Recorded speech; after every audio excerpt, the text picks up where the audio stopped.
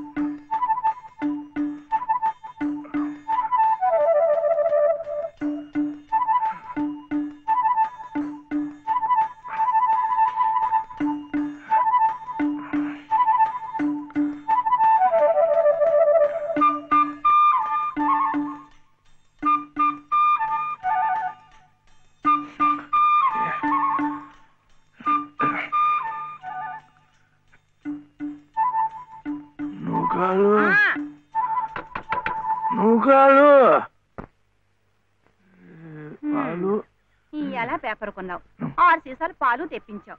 వాళ్ళు వస్తున్నారుగా. 3 రోజులుగా ఇదే మాట వింటున్నాను. ఇదిగో కొడుకులు వస్తున్నారు, అదిగో కోడలు వస్తున్నారు అని. అయినా నీ చేదస్తం కాకపోతే వాళ్ళు వచ్చాక ఏం కావాలో కొనుక్కోకూడదేంటయ్యా? అప్పటికప్పుడు దొరకకపోతే వాళ్ళు కష్టపడిపోతారు. ఇవన్నీ ఉంటే పెద్ద పడినట్టు. నీ పట్టుదల కాకపోతే పాపం ఆ బాబులు ఎందుకు చెప్పు ఇబ్బంది పెట్టడం? వాళ్ళకు ఉండేదే పట్టుమని 10 రోజులు సెలవులు. అందులో వాళ్ళ సొంత పనులే చేసుకుంటారా? ఈ ముసలాయన కోసం తీర్థయాత్రలే చేస్తారా? పోనీదేమన్నా దగ్గర దాపా? అబ్బా ఏంటది? ఆ పెద్ద అబ్బాయి ఏమో అక్కడెక్కడో జబ్బల పూజించి రావాలి. ఆ రెండో అబ్బాయి ఏమో అదే మహాత్మా గాంధీ. సరే సరే, ఎంత పెద్ద ఆఫీసర్లు అయితే మాత్రం ఇంత దూరం రావాలంటే ఎంత ఖర్చు, ఎంత హైరానా. ఇదిగో అసలు నువ్వే ఎందుకు వాళ్ళతో కలిసి ఉండకూడదు అని. అందరికి ఎంత సుఖంగా ఉంటుందో చెప్పు. నేను వెళ్ళను. ఏ ఎందుకని? వెళ్ళను అంటే వెళ్ళను అంతే. ఇదిగా నువ్వు కాలు ఇది వచ్చి పట్టుకో, లేకపోతే ఆ వాటిలో పడిపోతాను. ఇప్పుడెందుకు? గిన్నెలు ఏ తీసి చాలవా? అందులో చిల్లులు ఉంటే ఎందుకు అరుస్తా? పడితే నేనేగా.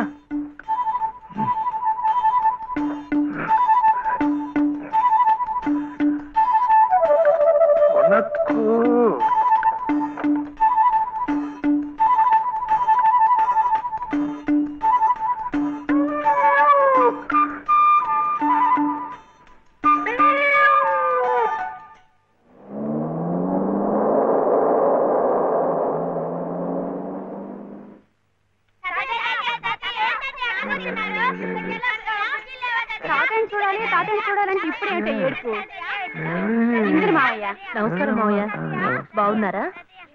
ఊరుకమ్మా, ఊరుకో. వస్తున్నానన్నా. బయటికి వెళ్ళి ఆడుకోండిరా. ఊరుకోనా? మొన్న రాలేదు. అది మన దీప్తి లేదు, దీప్తి కాలేజీ కథల పోటీల్లో దానికి ఫస్ట్ ప్రైజ్ వచ్చింది. దీప్తి ఆ ఫంక్షన్ పూర్తయ్యేసరికి కాస్త ఆలస్యమైంది, ట్రైన్ మిస్ అయిపోయింది. ఏం కథ రాశావు నువ్వు? ఏం లేదు తాతయ్య, డాడీ అలాగే చెప్తారు. చిన్న వయసులోనే కళ్ళజోళ్ళు. ఏమే నూకాలు, మావయ్య గారు ఆరోగ్యంగా ఉంటున్నారటే? ఏం ఆరోగ్యం అమ్మా, మిగిలిన రోజులు ఎలా ఉన్నా మీరు వచ్చిన 10 రోజులు మాత్రం పసిపిల్లలా సంబరంగా ఉంటారు. తాతయ్య దగ్గరికి వెళ్ళి పోనీ మాతో పాటే తీసుకెళదాము అంటే ఆయన ఇల్లు వదిలిపెట్టి రానంటారు. నేను చెప్పి చూశాను. అబ్బే మొండికటం. ఈ ముసలాయన కోసమన్నా మీ బంగ్లాలో అవన్నీ మర్చిపోయి 4 రోజులు సర్దుకుపోవాలమ్మా. ఇది మా నాన్న, ఇది మా తాతయ్య. ఇది మా తాతయ్య, ఇది టెంకాయ వేలు. తాతయ్య తాతయ్య, నువ్వు చిన్నప్పుడు ఇది వాయించేవాడువా? తాతయ్య, ఇది నీకోసమే తెచ్చాను. చూడు ఎంత బాగుందో. పాప కన్నం పెట్టి తీసుకొస్తాను. తాతయ్య, ఒకసారి వాయించువా? వాయించు తాతయ్య. ప్లీజ్ తాతయ్య. ఏం తాతయ్య?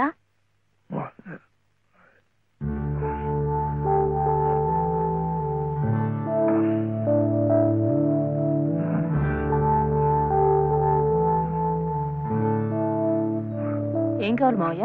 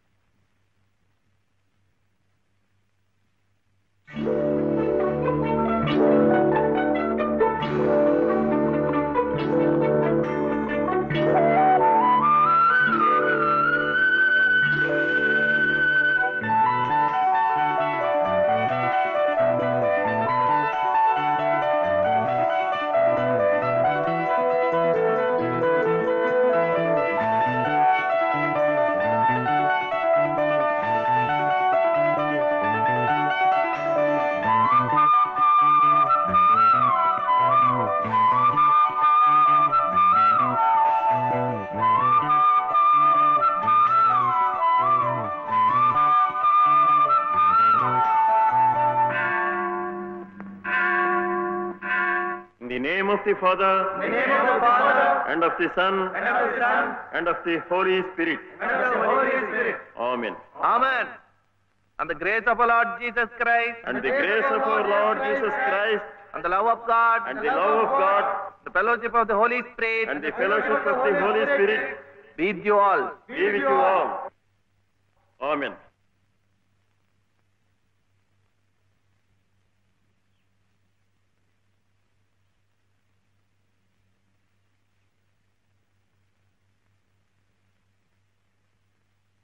ఏమిటే మళ్ళీ కథ?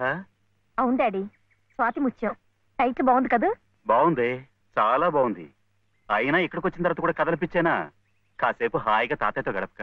తాతయ్యని మనసులో పెట్టుకుని కథ మొదలు పెట్టాను చూడు. బానే మొదలెట్టావు. ఆ తర్వాత? ఆ తర్వాతే రాయటానికి నీ కల్పన అక్కర్లేదే. తాతయ్య జీవిత కథే నీ టైటిల్కి సరిగ్గా సరిపోతుంది. సత్యం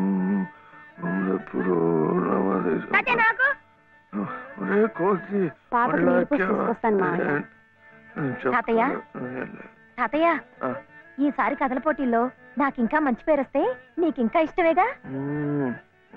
మళ్ళీ ఫస్ట్ ప్రైజ్ వస్తే నీకింకా ఇంకా సంతోషమేగా? సంతోషమే. అయితే నీ కథ చెప్పవా, నేను రాసుకుంటాను. నాకు అంటూ వేరేగా కథేం లేదు. మీ నానమ్మ కథే నా కథ. పోనీ అదే చెప్పు తాతయ్య, నేను రాసుకుంటాను. అది 60-70 ఏళ్ల కథ. తాతయ్య, నాకు 100 ఏళ్ల కథ కావాలి. చెప్పు తాతయ్య.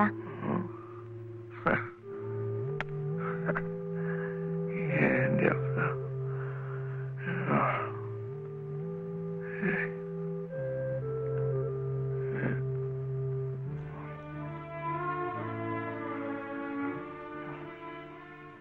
మీ నానమ్మ చాలా కష్టపడింది. చిన్నతనంలోనే పసుపు కుంకుమం తీసుకెళ్ళిపోయాడు ఆ దేవుడు.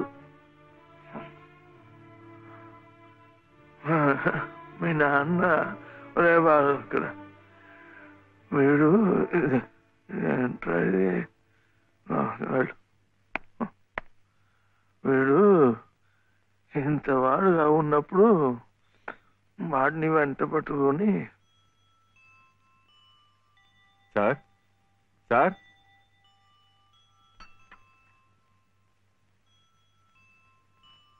నమస్కారం బాబు. నమస్కారం అమ్మా. రండి బాబు, రండి అమ్మా. ఇదేనా మా తాతయ్య గారి ఇల్లు? అమ్మా, కోళ్ళ గారు వచ్చారమ్మా.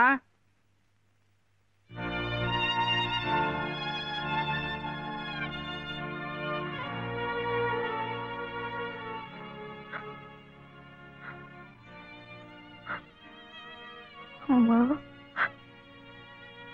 లలిత, లలిత,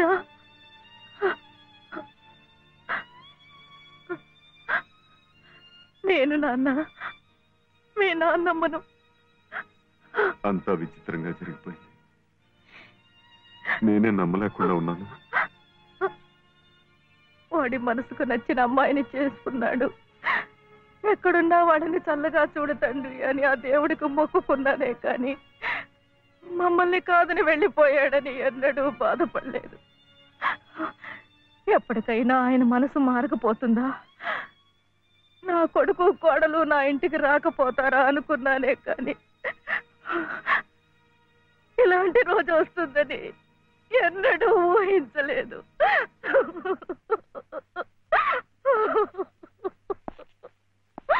ఎక్కడికి, ఎవరికి? కోడలు గారు బాబు వాళ్ళు వచ్చారు. ఎవరి కోడలు?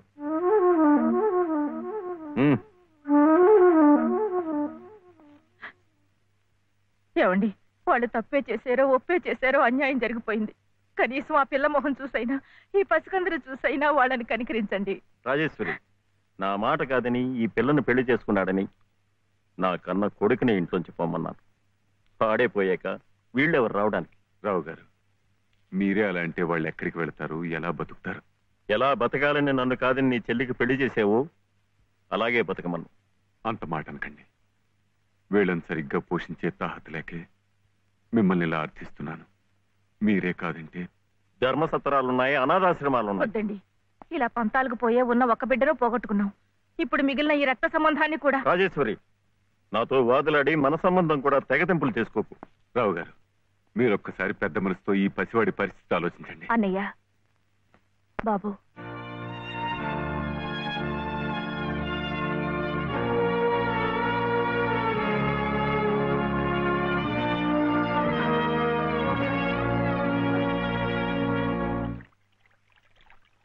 అబ్బా ఏమిటోనయ్యా చలపతి, ఇందాకటి నుంచి చూస్తున్నాను. జరిగిన దానికి అక్కడే కూర్చుని ఓ నిట్టూర్పు విడిచేద్దామంటే ఏది నిట్టూర్పు రాందే, ఒట్టి సొట్టూర్పే గాని. నువ్వా ఒకే అన్నవి, ఆ అమ్మాయి ఒకే చెల్లెలు, మీది సామాన్యమైన కుటుంబం. దీనికి పెద్ద నిట్టూర్చాల్సిన అవసరం లేదు. ఎందుకంటే దేశంలో కోట్లాది ప్రజలు మనలాంటి వాడే కాబట్టి. ఒక కోటీశ్వరుడు కొడుకు తండ్రిని ఎదిరించి మన లలితమ్మను పెళ్లి చేసుకున్నాడు అంటే ఇది పెద్ద నిట్టూర్చాల్సిన విషయం కాదు. లక్షల పెళ్లిళ్ళు ఇలాగే జరుగుతున్నాయి కాబట్టి. కానీ 5 సంవత్సరాలు తిరగకుండానే అమ్మాయి 5వ తరం పోగొట్టుకుని పుట్టింటికి తిరిగి వచ్చేసిందే, అది నిట్టూర్చాల్సిన విషయం. అప్పుడే నిట్టూరు చేశాను. ఇక పోతే ఆ రావు గారు పంతాలకు పోయి దయాదాక్షిణ్యం లేకుండా కోడల్ని మనవణ్ణి ఇంట్లోంచి బయటకు గెంటేశాడే, అదేమన్నా కథదయ్యా? పోనీలే కదా అని నిట్టూరు చదివేయడానికి. అదే అక్కడ కూర్చుని తలుచుకుని గుండె తరుక్కుపోయి, బాబు గుండె తరుక్కుపోయిన ఉండు, అప్పుడే సొట్టూర్పు వచ్చేసింది. సరే, ఆ విషయాన్ని వదిలే. మనం నిట్టూర్చి ఆ రావు గారు సొట్టూర్చాలంటే ఒక్కటే మార్గం ఉంది. ఆయన్ని కోర్టుకి ఈడ్చి భరణం కక్కించడమే. ఇంకా ఎందుకులేండి వీధిని పట్టాం? ఏదో భగవంతుడు దానికి అలా రాసి పెట్టాడని సర్దుకుపోవటమే మంచిది. ఇలా సర్దుకుపోతే తన బాధ్యత తగ్గిపోయిందని దేవుడు కూడా నిట్టూరు చేస్తాడు. నా మాట విను ఉభయ కుశలోపరి. మైసూరెద్దు లాంటి మేల్జాతి లాయర్ని పెట్టి ఆ రావు గారిని గానుగలో తెలక చెక్కలా నలిపేసి భరణం పిండేద్దాం. ఈ పిండుదల నిమిత్తం ప్రస్తుతానికి 2 శాతాలు ఓ 200 ఇచ్చేయి. ఆ తర్వాత పని జరుగుదలను బట్టి 100 అర్థమైంది కదా? ఇద్దు గాని.